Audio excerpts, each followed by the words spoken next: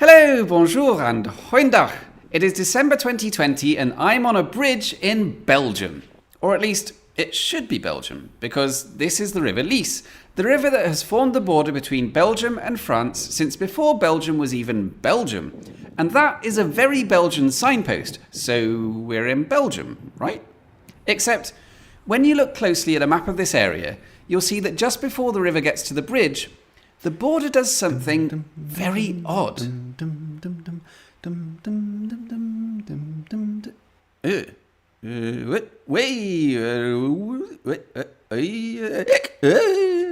So what's going on here? Did they just bosh a few Belgian beers before they drew it? Or is there another explanation that actually raises quite an interesting question about not just this place, but all the other river borders on the planet? Because what happens to a border if the river changes course?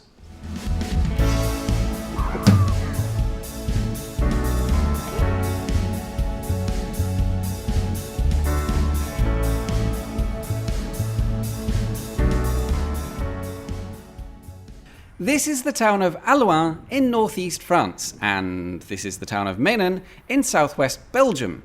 They're two sides of the same place, and in fact originally it was all Alloin, but then in 1779 Louis XVI of France gave away the northern part of the town during some negotiations, and since then the border runs straight down the middle of the town square.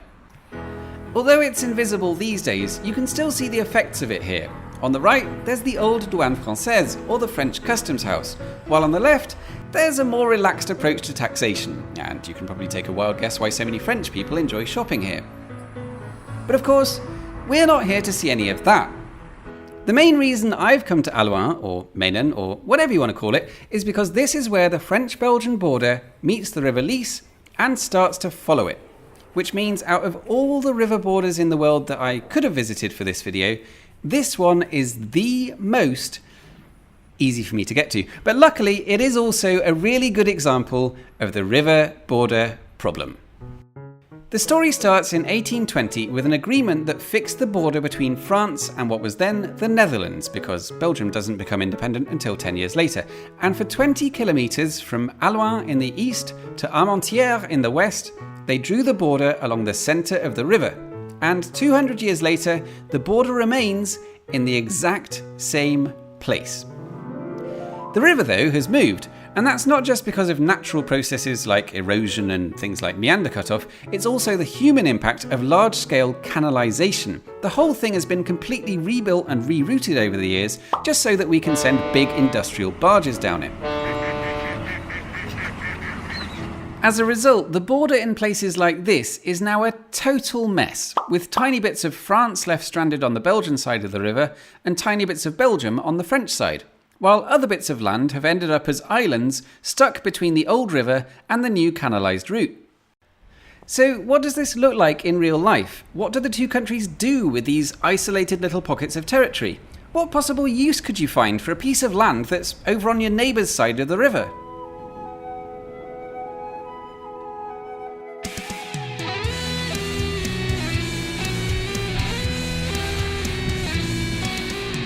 Yep, it's the perfect location for that waste management site that your citizens didn't want in their backyard.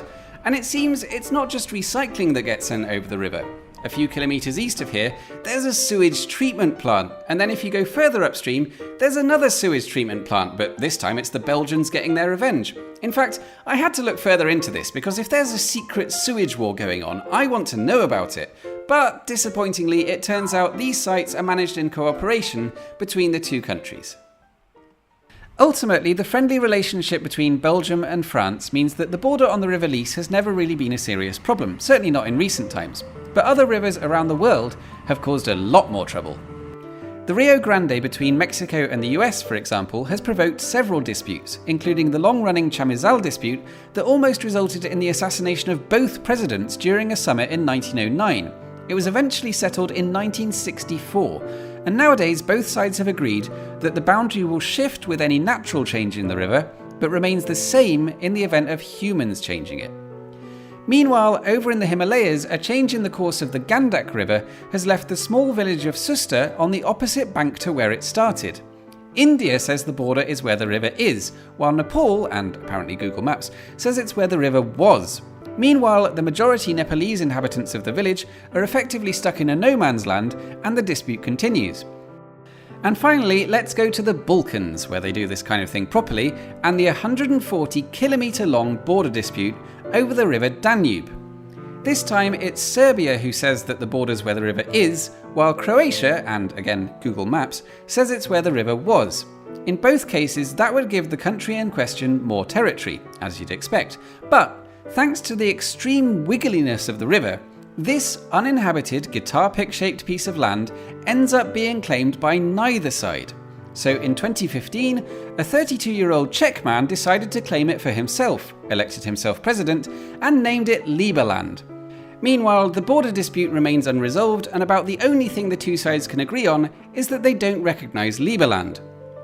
So back to the bridge over the River Lys. It leads onto an island that is owned and maintained by Belgium, but the only way of getting on and off it is from France. At the end of the day, that basically means the French have managed to get the Belgians to pay for the upkeep and signage of a French cycle path. Meanwhile, the Belgians, a bilingual nation who speak perfectly good French, have put all the signs in monolingual Flemish. They might be friends, but never underestimate just how much they enjoy annoying each other. If you'd like to visit Allouin and the River Lys, it's a 45-minute bus ride from the centre of Lille in northern France. Both banks of the river have paths that are suitable for bikes, wheelchairs and pushchairs, and if you come in springtime you'll see lots of yellow iris flowers that are the origin of the famous fleur de lys. And apart from the border following where the river used to be, you can also find the border following where the fortifications used to be. Anyway, thank you very much for watching. I hope you had a great Christmas, Hanukkah, whatever you're celebrating. I hope we all have a better year next year, and I will see you soon.